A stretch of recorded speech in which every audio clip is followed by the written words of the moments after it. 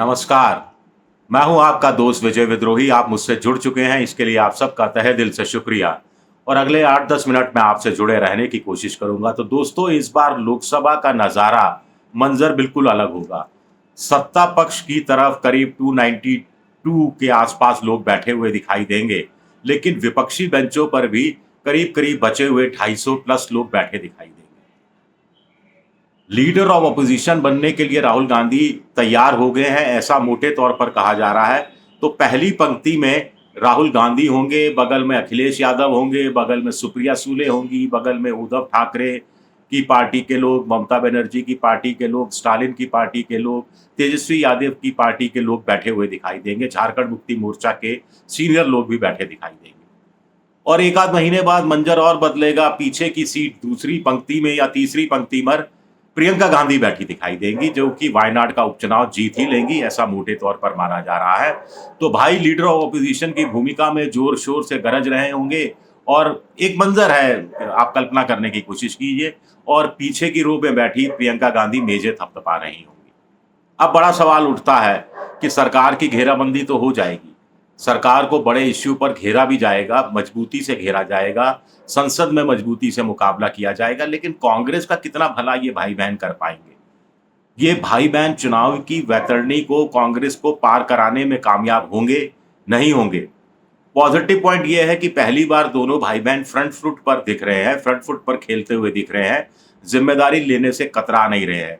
जो प्रियंका गांधी इतने सालों तक संसदीय राजनीति में शामिल होने से इनकार करती रही, वो भी वायनाड से चुनाव लड़ने के लिए आखिर तैयार हो गई हैं।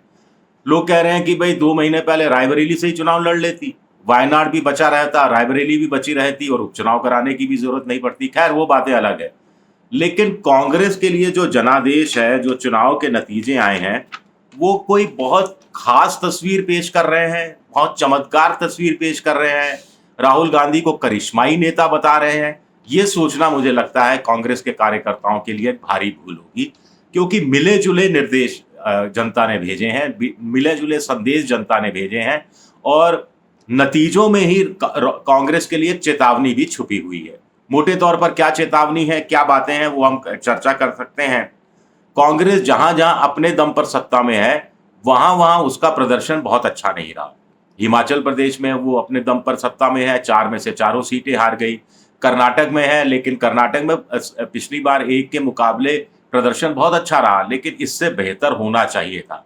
तेलंगाना में 3 की जगह 8 सीटें आई, लेकिन इससे बेहतर होना चाहिए था। तो वहां कहीं ना कहीं चूक गई कांग्रेस, एक बात है। पंजाब में कांग्रेस का मुकाबला फ्रेंडली फाइट के साथ आम आदमी पार्टी के साथ था, वहां जरूर एक अपवाद के रूप में 13 में से 7-8 सीटें कांग्रेस निकालने में कामयाब रही।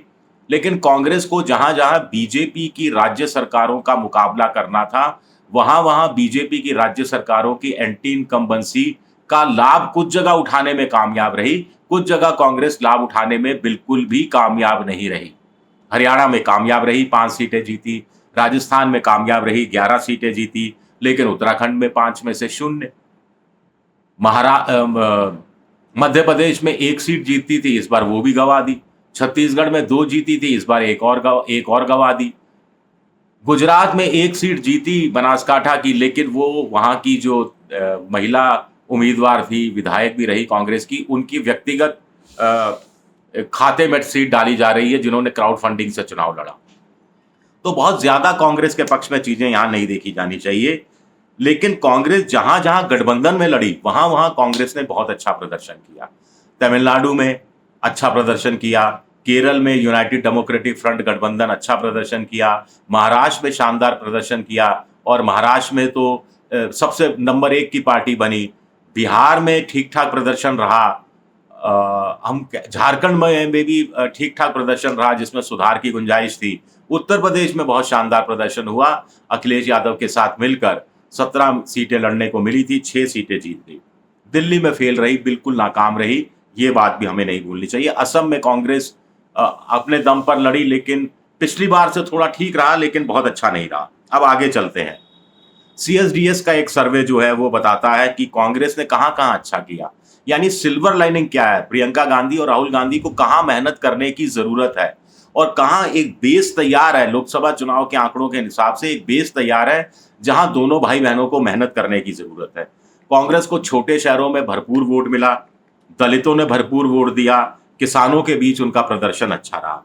जैसे महाराष्ट्र में विदर्भ इलाका हो गया, हरियाणा में जो जाट बेल्ट वाला इलाका हो गया, कर्नाटक में कल्याण रीजन हो गया, तेलंगाना में दक्षिणी तेलंगाना का हिस्सा हो गया, राजस्थान में पूर्वी राजस्थान वाला हो गया। तो इसका क्या संदेश जाता है कांग्रेस के लिए? प्रियंका गांधी और राहुल गांधी के आगे क्या चुनौती है? पहली बात तो यह है कि दोनों में आपस में कोई प्रतिस्पर्धा नहीं है। प्रियंका गांधी भाई को हमेशा तवज्जो देती रही हैं। कुछ लोग कह रहे हैं दोनों नेता एक ही दिन भाषण देंगे तो किसको मीडिया में जगह मिलेगी, फिर कंपैरिजन शुरू होगा। लोग कह रहे हैं ऐसा होने वाला नहीं है।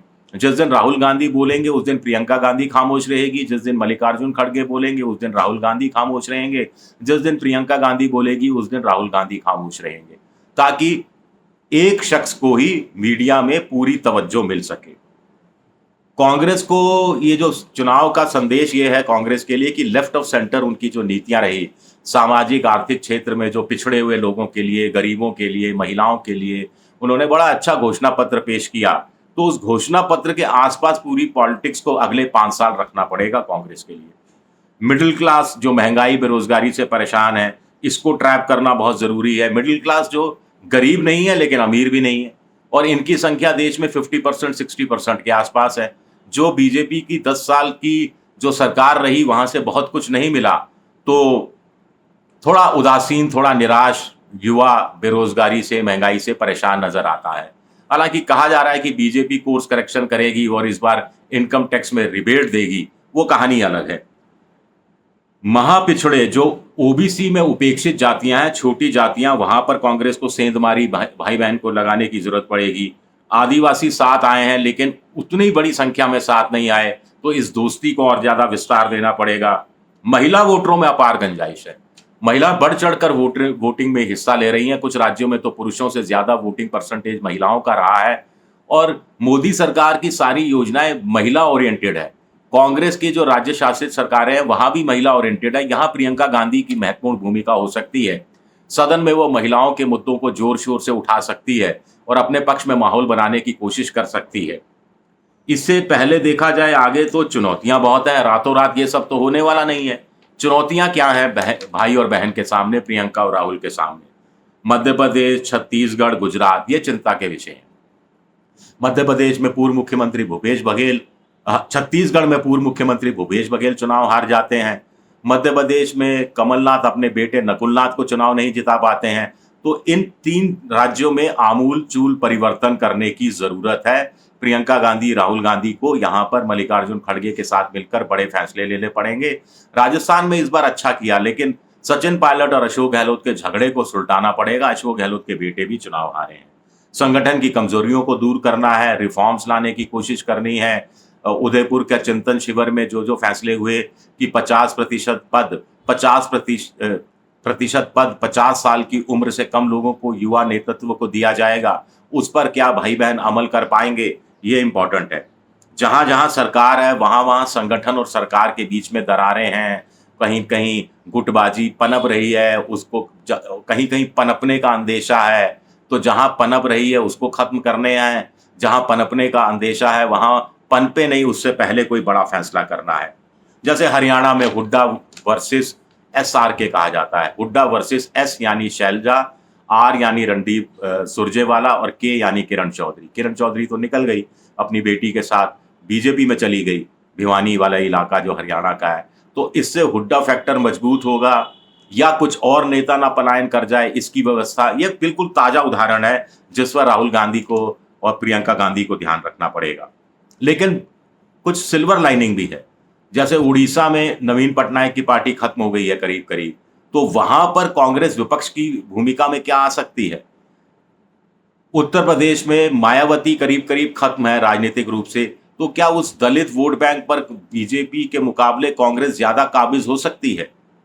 BRS तेलंगाना में बिल्कुल खत्म हुई है और उसकी स्पेस लोकसभा चुनाव के हिसाब से बीजेपी ने लेने की कोशिश की है। तो कि तेलंगाना में सरकार रहते रहते रेवंत रेड्डी क्या कुछ कमाल दिखा सकते हैं?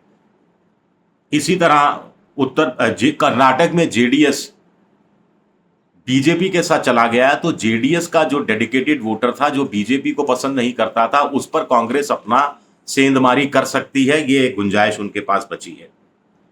तो करना क्या है? जो विशेषज्ञ कह रहे हैं कि राहुल गांधी अपने आप को करिश्माई नेता नहीं समझते।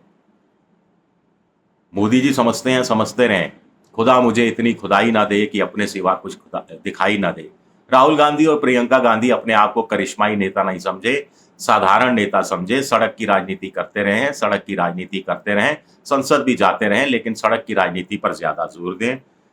पार्टी राज्यों से चले, दिल्ली से नहीं चले, यानी सबकी सहमति से फैसले लिए जाएं, स्थानीय छत्रपों को भी तवज्जो दी जाए, तरजीह दी जाए और फैसले थोपने की कोशिश नहीं की जाए। राज्यवार चुनावी रणनीतियां बनाने की जरूरत है, जैसा लोकसभा चुनाव में बनाया।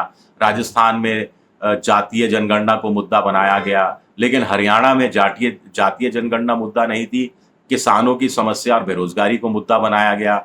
महाराष्ट्र में विदर्भ में जातीय जनगणना को मुद्दा बनाया गया, लेकिन मराठवाड़ा और पश्चिमी महाराष्ट्र के अंदर इसे मुद्दा नहीं बनाया गया। वहां महंगाई, बेरोजगारी और दूसरी तमाम चीजों को पर जोर दिया गया। उत्तर प्रदेश में एक सोशल इंजीनियरिंग का हिस्सा, पीडीए का हिस्सा कांग्रेस शहर बनने के लिए तैयार हो गई। तो ये सब चुनावी रणनीतियां राज्यवार बनाए जाने की जरूरत है, ऐसा मोटे तौर पर माना जा रहा है। तो प्रियंका गांधी, राहुल गांधी ने चुनौती तो स्वीकार ली है, ऐसा मोटे तौर पर कहा जा रहा है, लेकिन वो चुनौतियों को काबू कर पाना और अपने हिसाब से नई कांग्रेस बनाना पड़ेगा। राहुल गांधी बार बार एक नई कांग्रेस की बात करते रहे हैं, तो इस बार सख्ती से सख्त फैसले लेने ही पड़ेंगे। क्या ऐसा हो पाएगा, ये देखना दिलचस्प रहेगा। शुक्रिया मेरा ये वीडियो देखने के लिए। पसंद आए तो लाइक कीजिए, सब्सक्राइब कीजिए और शेयर जरूर कीजिए। शुक्रिया आप सबका, बहुत बहुत शुक्रिया।